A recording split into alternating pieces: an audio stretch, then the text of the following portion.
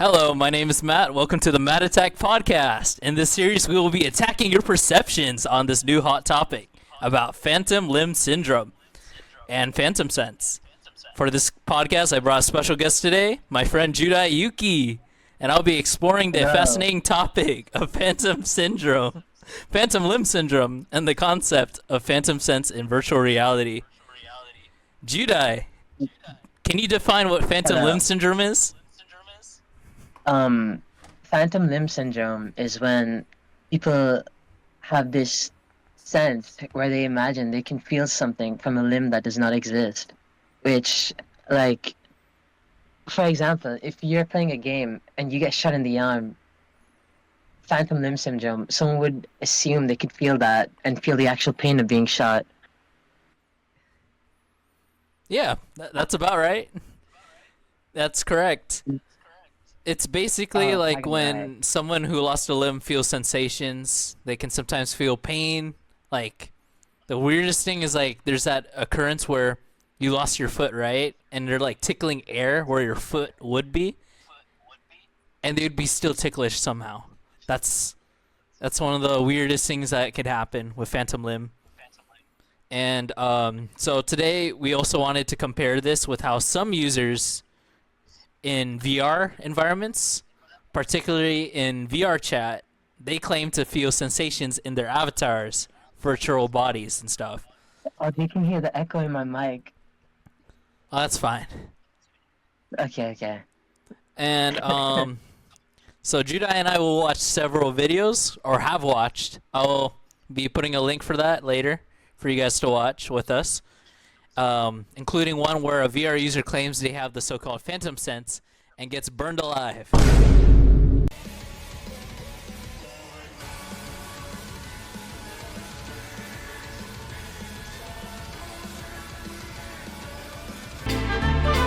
Oh! Oh! And these stories raise important questions about how real sensations can be constructed by the brain, even when there is no physical stimulus existing. So, um, so let's begin with the scientific and medical side of phantom limb syndrome. So, phantom limb syndrome is a condition in which amputees continue to feel sensations, like I said before. It is not caused by leftover nerves or psychological imagination. Research shows that the somatosensory cortex in the brain, which is responsible for processing touch and body position, still has a map of the missing limb. In 2024, there was an article by Salgs, Plancher, and Michael who investigated how spontaneous sensation are what's it called,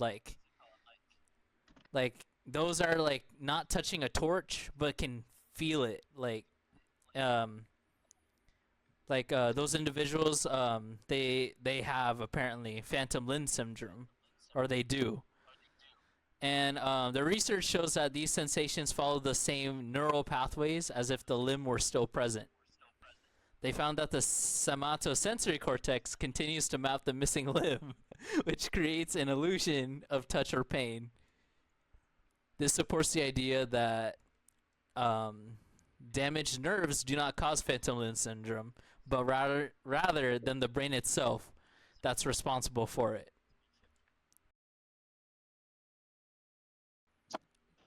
So, what do you think about that, Judai? Do you think like people with phantom limb syndrome could potentially be ticklish still, like if or like itchy on an arm that they don't have? I think I think it's possible. Like the brain, there's a lot of things the brain can do, and it's a very strong thing. It can trick your body. So yeah, I believe so. So, do you think that like phantom sense is also a part of phantom limb syndrome? Do you think like that the people who are like chronically online on VR chat have phantom limb syndrome or can feel what a phantom limb syndrome person would have? I think so. I think they get so deluded, they get too into the game that they actually trick themselves into believing it's real. Mm-hmm. Hmm.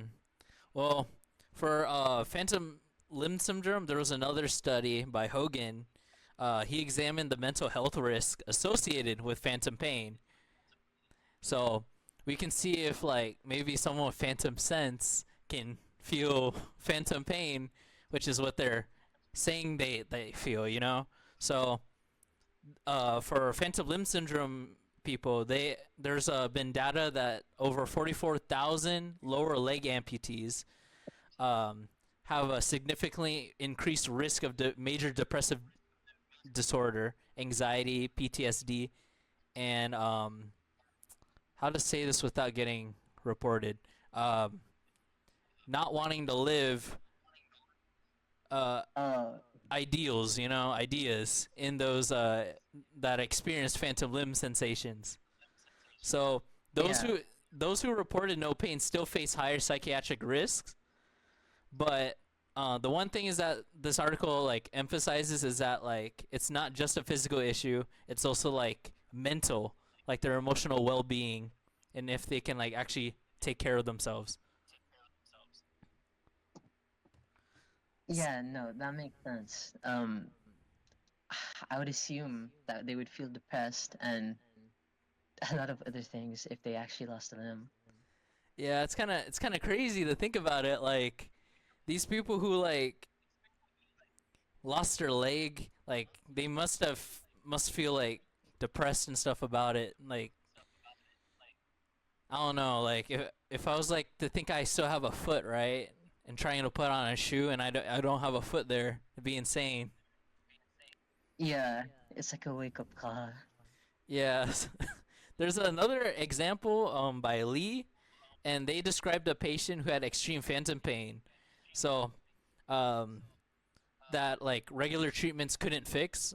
So the doctors they tried different methods by like sending small electric signals to a group of nerves lower located lower in the back, known as the cauda equina. I'll show a photo later.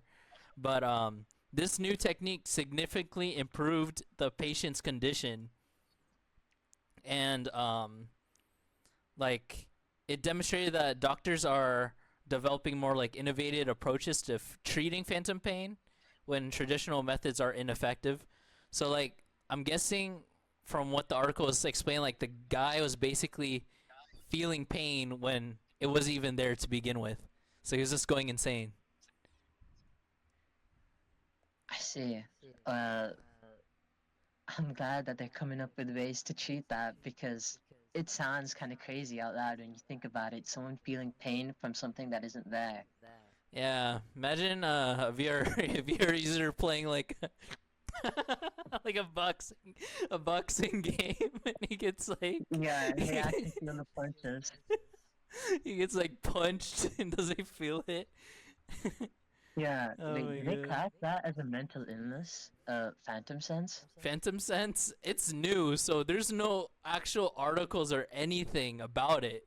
It's only these people in VR chat, like there's their little community that actually believes that Phantom Sense is real for them. Because like That's there's not a lot of like what's it called? Like research on virtual reality, like how long can you go insane or not insane, but start to feel things or know things that affect your brain or whatnot. Oh, I see, I see. Oh, Bella wants to ask a question. Should we bring them Oh, up? sure. Yeah. All right, Belle, how are you today? I'm great. So, what is phantom sense? What is that? Judah, do you want to answer that? Um, Phantom sense is when you feel something that isn't real. It's like, let's say you're playing a game and your avatar has like a hand or something, and someone touches that hand inside of the game. Phantom sense is where you would actually feel that in real life and feel stimuli, even though it's not actually you being touched. It's like a fake feeling, if that makes sense. So, do you think it's real? Um, I don't think. I mean, People have said they have it. Personally, I don't understand how they can feel something that isn't there, other than the brain just tricking them. So it might be classed as a mental illness. So the thing is, Recently oh, continue. lost feeling in their hand, right?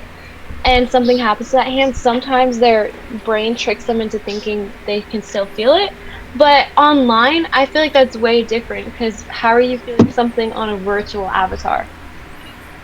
I don't know. That's why I think it'd be classed as a mental illness.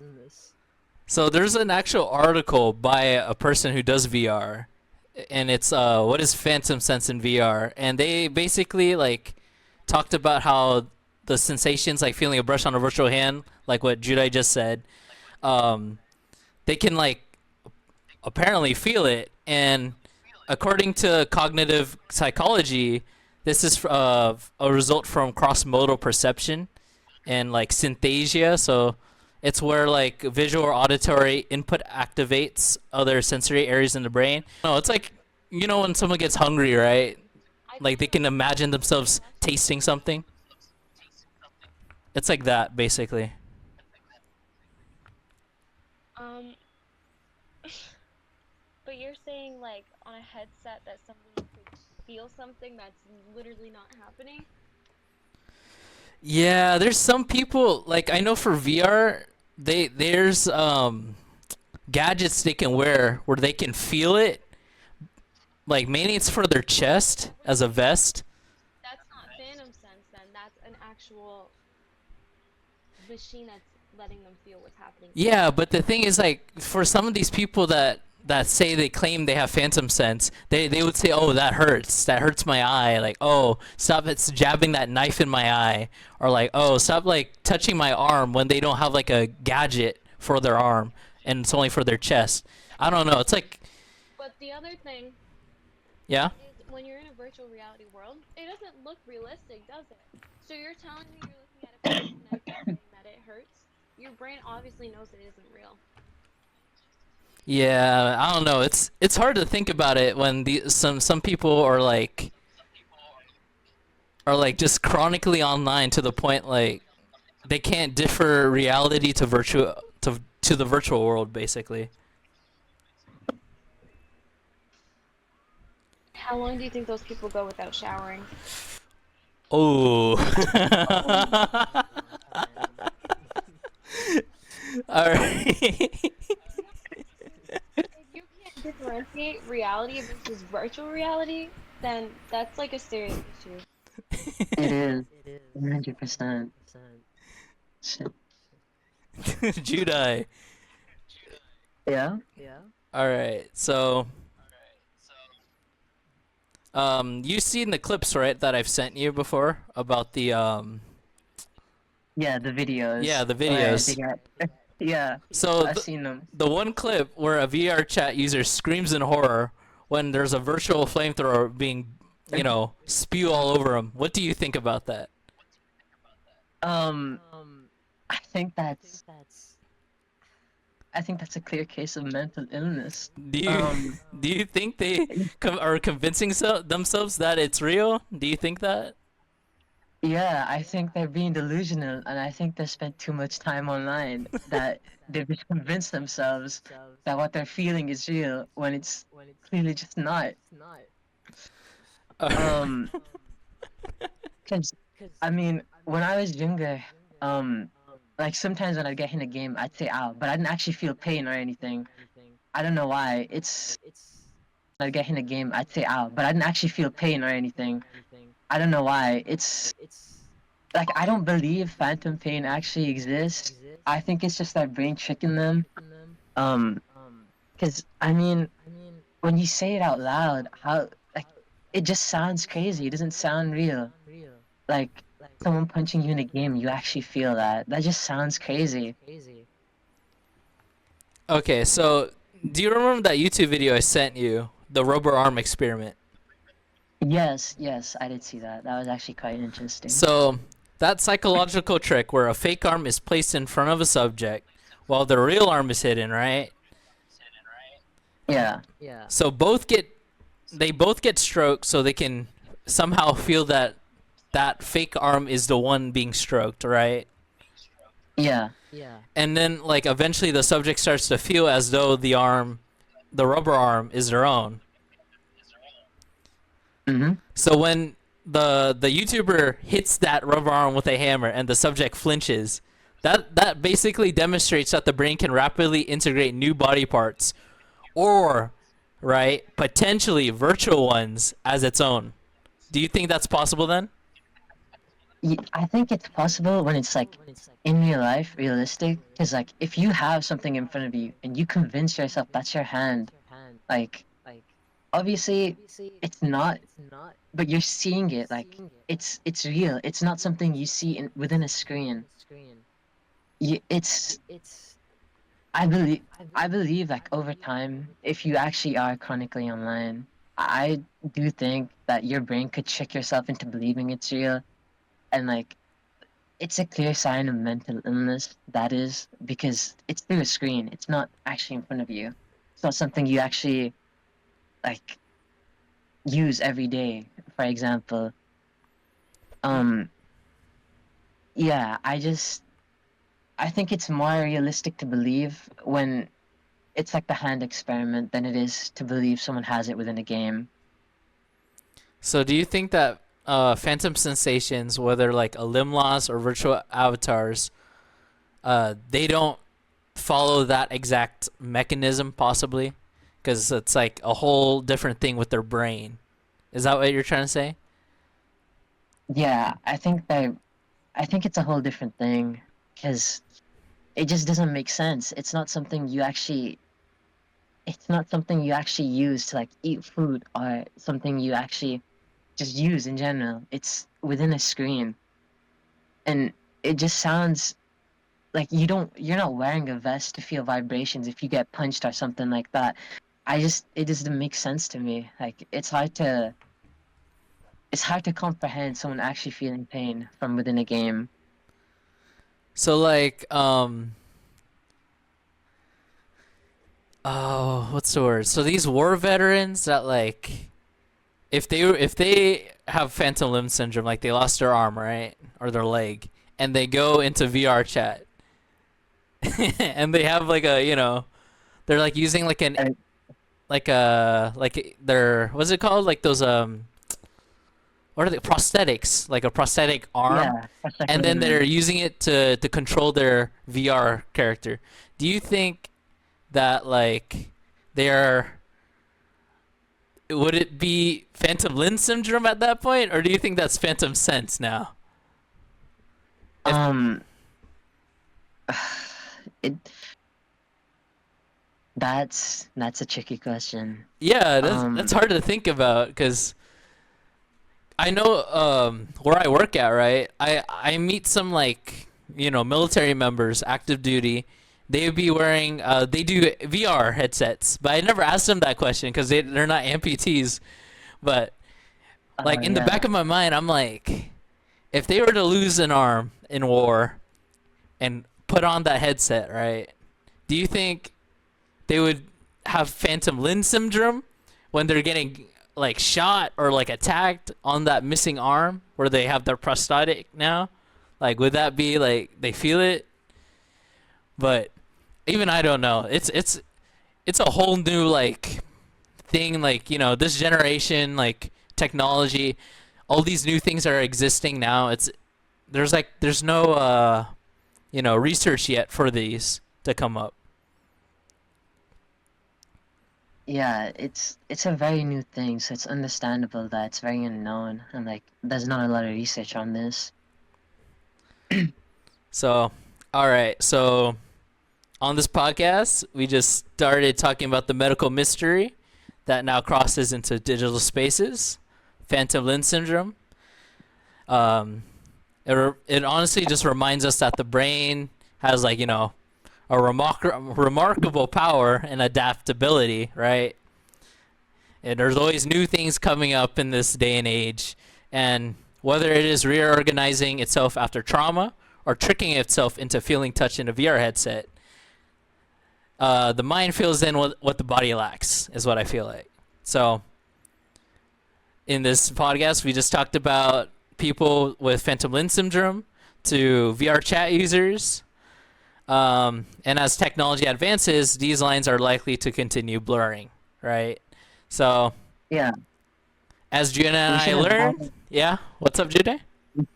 we should allow people to hear what they have to say. Oh, okay. Let's have I think spam I'm not W in the sure. chat if you guys want to be part of the podcast. Your story. Yeah, bro. So I could tell you like the worst things happened. So I was playing VR chat, and this guy kept throwing tomatoes at me, bro.